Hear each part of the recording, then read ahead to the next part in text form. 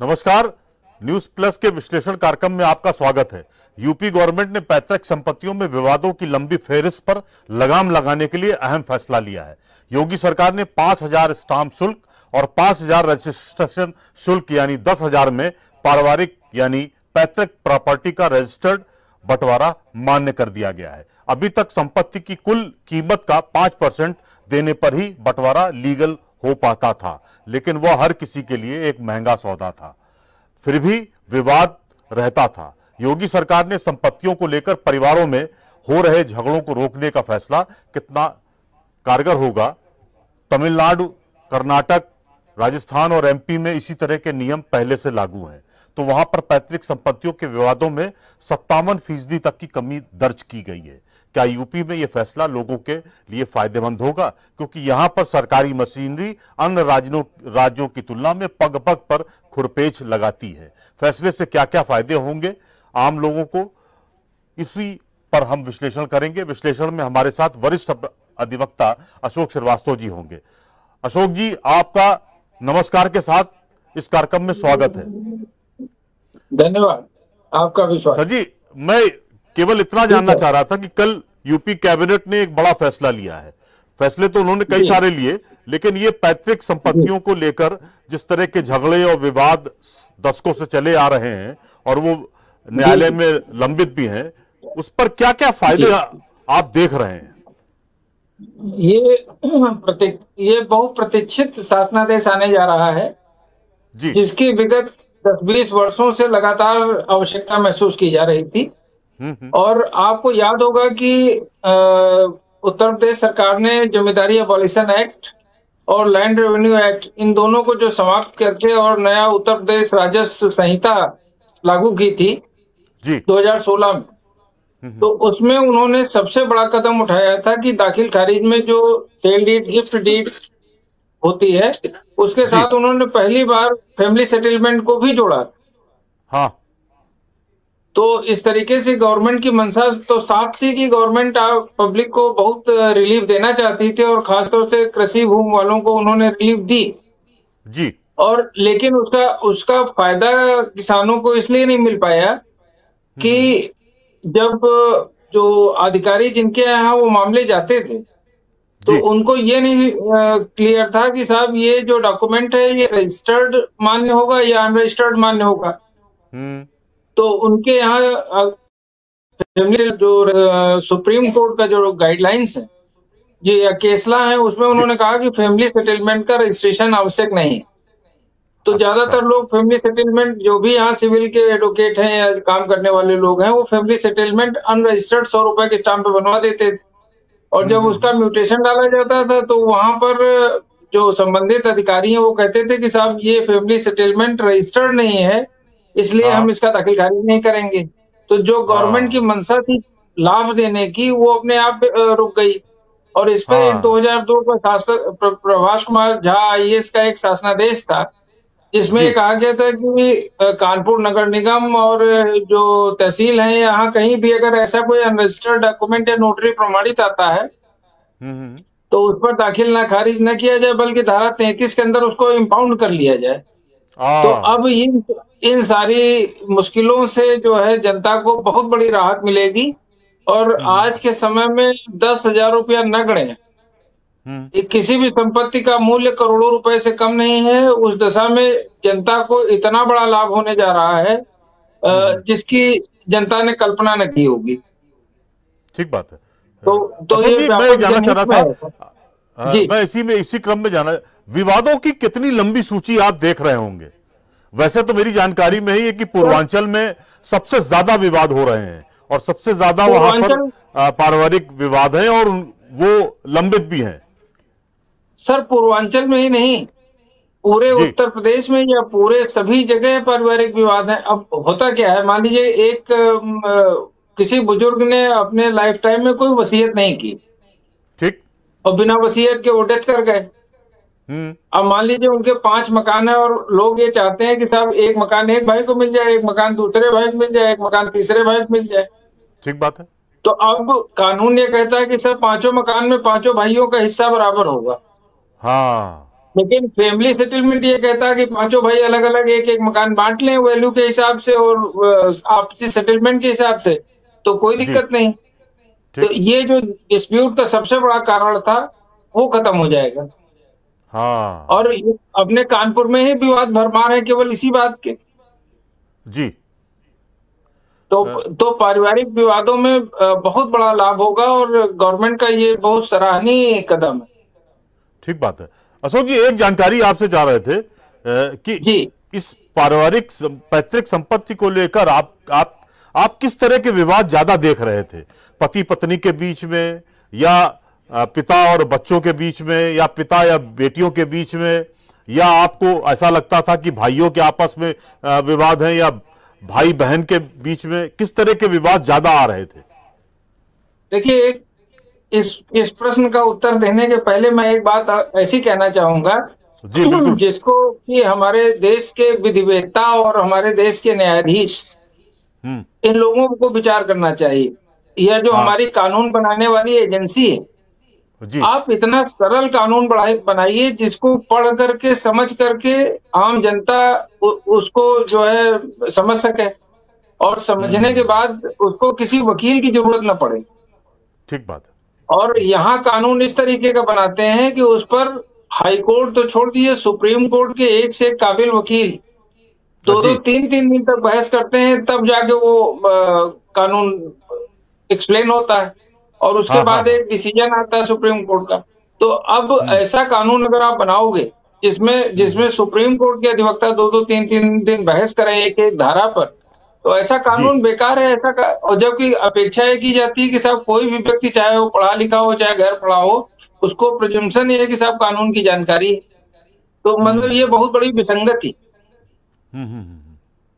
ठीक कह रहे हैं आप।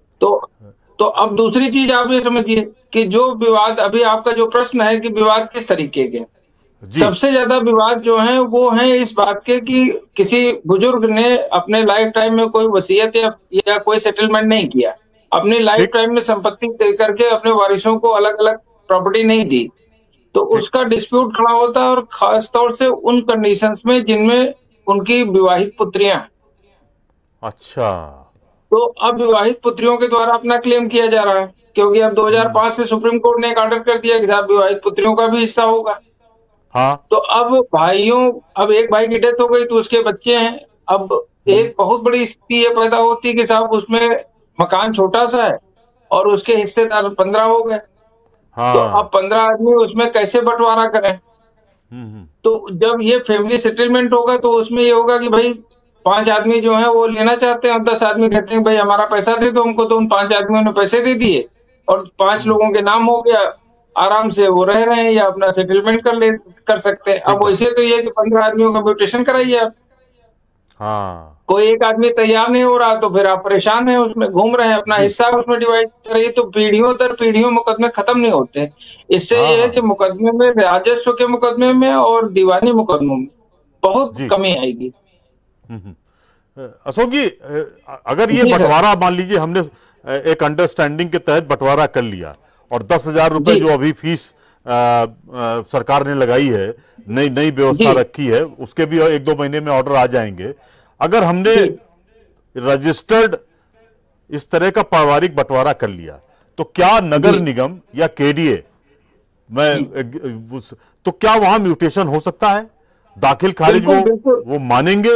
ये मान्य होगा? बिल्कुल मानेंगे, बिल्कुल मानेंगे। अच्छा, क्योंकि हम आपको एक शासनादेश दिखा रहे हैं जी। ये जो है 2002 में प्रभास कुमार झा IAS महानिरीक्षक निबंधन है स्टाम्प शुल्क, इनके द्वारा ये शासनादेश जारी किया गया था। हाँ हाँ हाँ। और इन्होंने ये कह दिया था कि जो नोटरी के द्वारा सत्यापित डॉक्यूमेंट हैं उनमें म्यूटेशन न किया जाए और धारा 33 स्टाम्प एक्ट के अंदर उनको इम्पाउंड कर लिया जाए। तो अच्छा। अब उस कंडीशन में जो फैमिली सेटलमेंट होते थे, क्योंकि सुप्रीम कोर्ट का एक लॉ है उसमें ये कहा गया कि सेक्शन 17 के अंदर फैमिली सेटलमेंट का रजिस्ट्रेशन मैंडेटरी नहीं। तो अब अच्छा। जब रजिस्ट्रेशन मैंडेटरी नहीं है तो दाखिल खारिज हो जाना चाहिए, लेकिन वो प्रभास कुमार झा जी का शासनादेश आड़े आ रहा। दूसरा जो राजस्व संहिता 2006 आई, उसमें जी। भी उन्होंने जो है पारिवारिक बंदोबस्त की बात करी कि पारिवारिक हाँ हाँ। बंदोबस्त अगर है तो उसके हिसाब से दाखिल खारिज हो जाना चाहिए। लेकिन ठीक। अब जो एक टेक्निकल पॉइंट आपने उठाया कि साहब वो रजिस्ट्रेशन वाला मामला आएगा, जी। तो अब जब वो डॉक्यूमेंट रजिस्टर्ड हो जाएगा, गवर्नमेंट की स्कीम के तहत रजिस्टर्ड हो जाएगा, तब उसमें म्यूटेशन वगैरह चाहे वो नगर निगम में हो, चाहे आवास विकास परिषद में हो, चाहे वो तहसील में हो, बहुत जी। आसानी से हो जाएगा और जनता को मेरे हिसाब से मतलब जो उसने सोचा नहीं होगा, वो राहत मिलने जा रही। ठीक और बात है। विवादों में तो कमी आएगी ही आएगी। ठीक सर, ठीक ठीक। जी, अशोक जी, एक एक जानकारी और, जैसे जैसे किसी भी शहर के पॉश लोकेलिटी में पूर्वजों का जी, मकान है, और जी, उस पूर्वजों के मकान में मान लीजिए जिस पूर्वज का मकान है उसके 4 लड़के थे, और अब उनके जी, उसकी दूसरी तीसरी पीढ़ी आ गई है। ऐसे जी, में जो पारिवारिक बंटवारा होगा उसका क्या सिस्टम होगा? उसमें तो तमाम सारे विवाद होंगे, और विवाद क्या कि जी। 20 लोग दावेदार हैं उस मकान के। ऐसी परिस्थितियों में क्या कोई गाइडलाइन सरकार बनाएगी, या फिर उसके परिवार के अंदर ही कुछ म्यूचुअल अंडरस्टैंडिंग कर ली जाए कि ये हिस्सा आपका, ये हिस्सा आपका, और ये चीजें आपकी, और ये चीजें आपकी नहीं? क्या इस तरह का भी इसमें कुछ अगर सिस्टम बनेगा क्या इसमें? इसमें अगर हम एक। गवर्नमेंट की कोई गाइडलाइन लेना चाहेंगे तो गवर्नमेंट की कोई गाइडलाइन इसमें हो नहीं सकती, क्योंकि फैमिली सेटलमेंट का मतलब है कि आपके परिवार का आपसी समझौता। तो जी। उसमें उसकी जो शब्द है वो शब्द से ही लगता है कि परिवार का ही कोई समझौता है, बाहर का कोई इंटरफेरेंस नहीं उसमें। अब हम्म। उसमें सीधे सीधे जो बंटवारा होगा, मान लीजिए जी। एक किसी व्यक्ति के 4 बेटे हैं, तो ठीक। चार चार लोग हैं, 4 लोगों ने अपना दस्तखत कर दिए, वो एक फैमिली सेटलमेंट बन गया, उसका रजिस्ट्रेशन हो गया। जी। अब उसमें मान लीजिए किसी भाई की डेथ हो गई, उसकी वाइफ है, उसके बच्चे हैं, तो वो उसको जी। ज्वाइन कर लेंगे। तो ऐसे ही जो लास्ट वारिस होंगे, हाँ। लास्ट पीढ़ी को, और जो उसमें जीवित होंगे, जी। उन सब के बीच में उनके सबके दस्तखत होंगे, क्योंकि एक भी व्यक्ति अगर छूटा तो वो हाँ। उसका हिस्सा बंटवारा नहीं हो सकता। तो वो बात जो है समझौता मान्य नहीं होगा, क्योंकि हाँ। अपूर्ण होगा वो। तो इसमें केवल और केवल परिवार के बीच ही समझौता होगा। और उसमें चूंकि अभी तक जो मामले होते हैं उनमें जी। स्टाम्प ड्यूटी इतनी लगती थी कि समझौता नहीं हो पाता था। हाँ, लेकिन सवाल ही अब नहीं जब उठता। सेटलमेंट केवल 10,000 रुपए में होना है, तो जी। वो बहुत आसानी से लोग अपने समझौते कर लेंगे। अशोक जी, एक क्योंकि सवाल और ये आपसे है। जी, आप पूरी बात कर लीजिए। जी, पूरी बात ये करिए। ये एक भार जो लोगों के ऊपर होता था स्टाम्प शुल्क का, कि कौन हम्म। पैसे दे, तो जी। उस पर विवाद होता था और लोग तैयार नहीं होते थे। अब मात्र 10,000 रुपया लगना है, तो प्रॉपर्टी की वैल्यू इतनी ज्यादा है कि आदमी आराम से अपना 10,000 रुपया, 20,000 रुपया, कोई फर्क नहीं पड़ता, वो आराम से फैमिली सेटलमेंट कर लेगा। और जी। इसके जी। आधार पर रजिस्टर्ड डॉक्यूमेंट है, म्यूटेशन भी हो जाएगा, इसलिए कहीं से किसी विभाग से कोई दिक्कत नहीं होगी।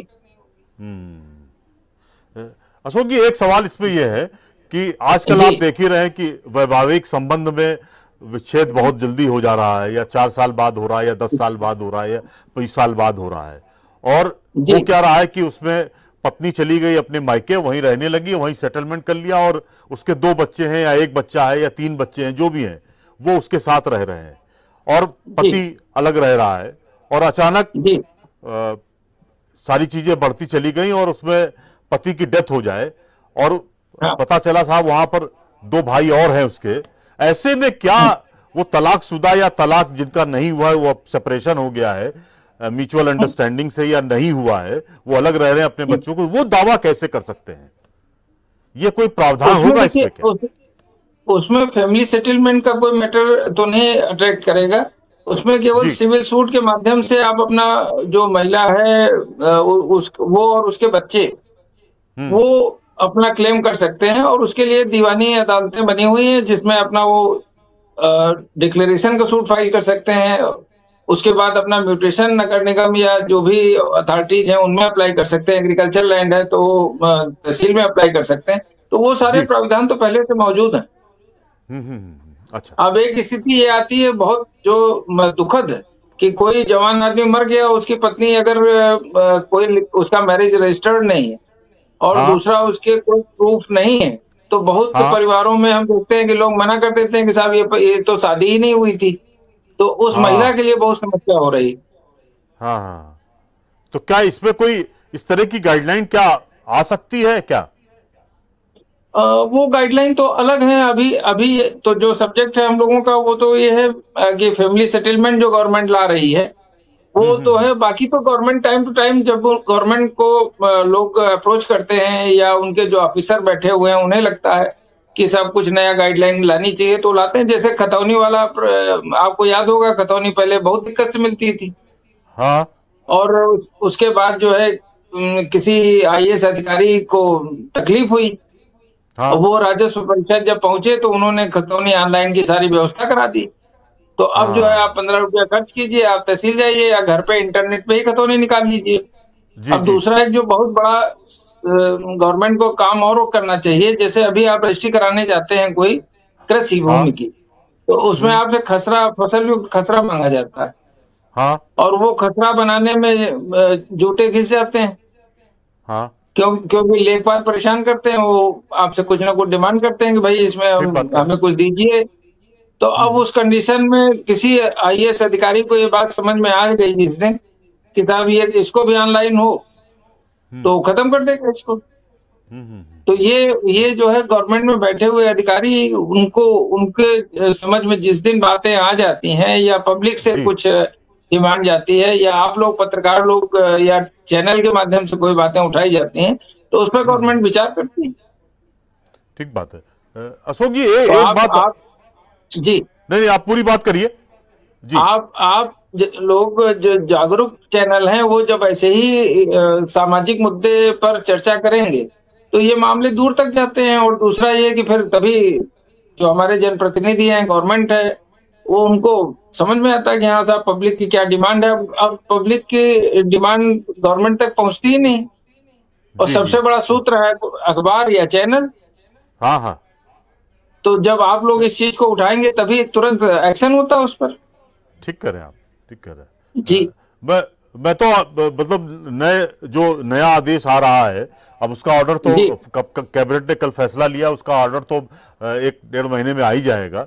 एक बात और अशोक जी आपसे जानना चाह रहे थे, मान लीजिए जो प्रॉपर्टी ट्रांसफर हो रही है जिसमें 1% प्रॉपर्टी का टैक्स लिया जा रहा है और 5,000 स्टाम्प शुल्क लिया जा रहा है, हमने प्रॉपर्टी ट्रांसफर कर दी और फिर हम बंटवारा चाहते हैं, तो बंटवारा उस स्थिति में कैसे किया जाए? उसमें कोई टाइम लिमिट होगी कि हम जब प्रॉपर्टी ट्रांसफर कर रहे हैं तो उसके बाद हम तुरंत तो बंटवारा नहीं कर सकेंगे? क्या उसमें कोई टाइम लिमिट है या हम तुरंत तत्काल दोनों चीजें एक साथ कर सकते हैं? नहीं, आप के दो प्रश्न मिक्स है।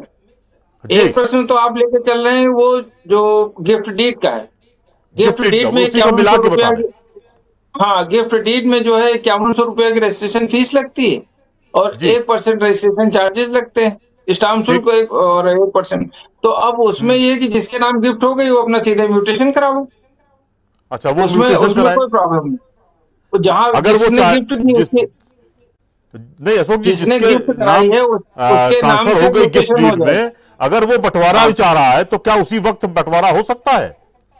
नहीं, अब उसी वक्त बंटवारा नहीं होगा, लेकिन जब ये शासनादेश आ जाएगा तो फिर उस बंटवारे के लिए वो व्यक्ति जिसने हिस्सा अपना दिया है उसके स्थान पर ये आ जाएंगे और बंटवारा अपना कर लेंगे फैमिली सेटलमेंट में। लेकिन ये वही कर सकते हैं, क्योंकि जो छूट मिली है वो केवल परिवार के लोगों को ही गिफ्ट करने की छूट मिली है।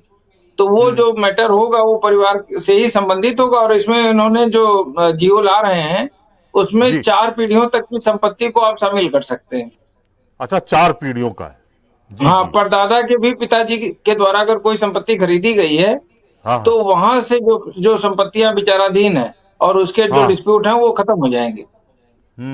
ये जो हम लोग कहा करते थे कि पीढ़ी दर पीढ़ी बाबा मुकदमा कर नाती तय कराएगा, तो वो मुकदमों में बहुत कमी आ जाएगी। हाँ, आपने ये बड़ा इंपॉर्टेंट पॉइंट आपने जोड़ा है, 4 पीढ़ियों का भी, क्योंकि ऐसा है ना कि तमाम ऐसे गांव हैं जहां पर कई लोग रहते हैं, कई मतलब एक पिता के कई बच्चे हैं, उसमें उनके बेटियां भी हैं और बेटियां बड़ी दूर भी आई गई हैं और आज की तारीख में उनकी उम्र अगर 75-80 साल है तो वो बंटवारा कैसे होगा? एक ये पूरा दुरूह कार्य है।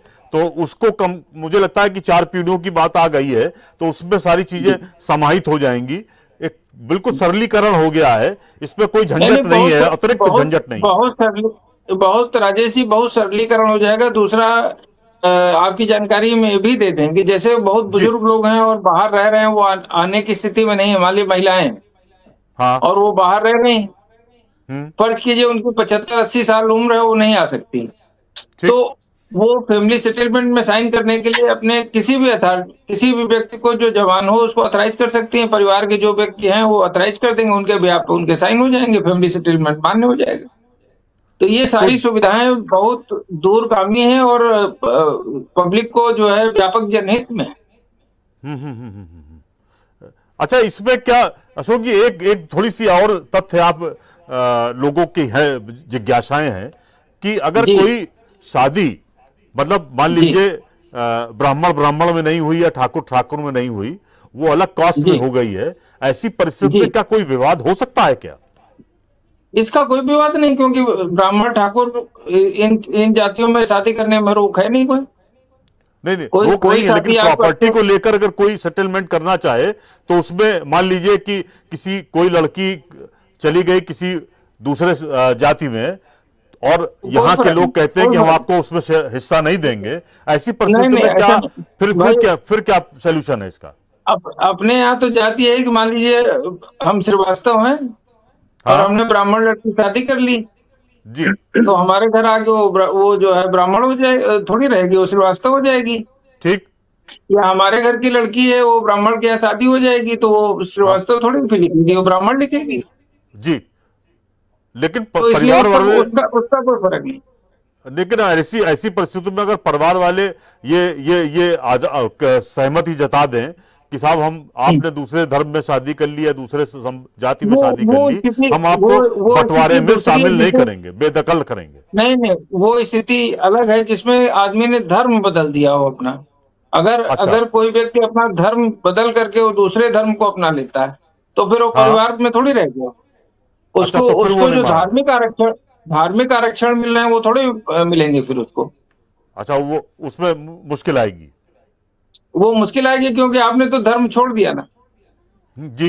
जी। जी अशोक जी, भैया, आपको क्या लगता है कि इस नए आदेश से विवादों में आपको क्या लग रहा है, कितने फीसदी तक गिरावट गिरावट आ जाएगी? देखिए, जो अभी सिविल में मुकदमे चल रहे हैं, जी। उनमें एक बहुत बड़ा हिस्सा, मतलब ये मान के चलिए कि 25-30% का जो डिस्प्यूट है वो केवल फैमिली प्रॉपर्टीज को लेकर के, हम्म। आप आपसी संपत्तियों को लेकर के विवाद है। तो जी। निश्चित रूप से उन विवादों में कमी आएगी, क्योंकि हम्म। 10,000 रुपया खर्च करके फैमिली जी। सेटलमेंट कराना ज्यादा अच्छा है, क्योंकि हाँ। इसमें किसी का हिस्सा तो कम ज्यादा होगा नहीं। हाँ। ठीक। इसमें हिस्सा जिसका जो पैतृक है, जैसे मान लीजिए 3 लड़के हैं तो 1/3 हिस्सा आ गया, तो हाँ। हिस्से का जी। कोई डिस्प्यूट नहीं, केवल शेयर का डिस्प्यूट है कि कौन आदमी किधर लेगा, वो जी। आपस जी। में तय हो जाएगा। ठीक बात है। आप तो हर आप आदमी अशोक जी, विवाद से दूर करें। जी, अ, आप इस पूरे योगी सरकार के फैसले को क्या मास्टर स्ट्रोक मान रहे हैं? अब चुनाव आने जा रहा है, तो ऐसे ही मास्टर स्ट्रोक अगर योगी जी नहीं खेलेंगे तो 27 में कैसे, 27 में मेरे ख्याल से आएगा इलेक्शन, तो फिर योगी ठीक। जी कैसे जो है बैटिंग करेंगे। एक बात हमारे मतलब दर्शकों का सवाल है, मान लीजिए एक जी प्रॉपर्टी है, उस प्रॉपर्टी जी में 4 दावेदार हैं, तो जो जी, बंटवारा होगा श्रीवास्तव साहब, वो चारों लोगों को अलग अलग कराना पड़ेगा या एक से ही हो जाएगा? एक एक ही डॉक्यूमेंट बनेगा जिसके साथ एक नक्शा लग जाएगा, उसमें जितनी प्रॉपर्टियां फैमिली की होंगी उनकी सबकी जी। लिस्ट बन जाएगी, और वो जो है उसी में जो मकान है, उन मकान में अगर शेयर अलग अलग है तो वो कलर्ड मैप बन जाता है, उसमें पूरा सबके हिस्से अलग अलग हो जाते हैं, अलग अलग नंबरों से, अलग अलग रंग से वो डिवाइड हो जाते हैं, और जी। एक डीड बन जाती है। वो उसी डीड की कॉपियां जो है सब एक आदमी के पास ओरिजिनल रहेगी, 4 कॉपियां आप निकाल लीजिए, सर्टिफाइड कॉपियां रजिस्ट्री ऑफिस से मिल जाएंगी। आप उसको चाहे बैंक में बंधक कीजिए, कहीं आप उसको लोन में लगाइए, आप सेल करिए अपना हिस्सा, पूरा हर जगह वो डॉक्यूमेंट मान्य होगा आपका। उसी के बेसिस पर आपका नगर हाँ। निगम और तहसील में दाखिल खारिज होगा। जी जी, ये जानकारी आपकी बेहतर, मतलब बहुत इंपॉर्टेंट रही कि ऐसे अभी तो जी कंफ्यूजन ये है कि जो फैसला लिया गया है उसमें ऐसा तो नहीं कि 4 दावेदार हैं तो चारों को 10-10 हजार रुपए देना होगा। आपने कहा नहीं, कि एक ही डीड बनेगी, उसी में सारी वो चीजें डॉक्यूमेंट विस्तृत ब्यौरा वो रहेगा। हाँ, वो एक डॉक्यूमेंट ट्रीट किया जाएगा, उसी पैसे लगेंगे बस।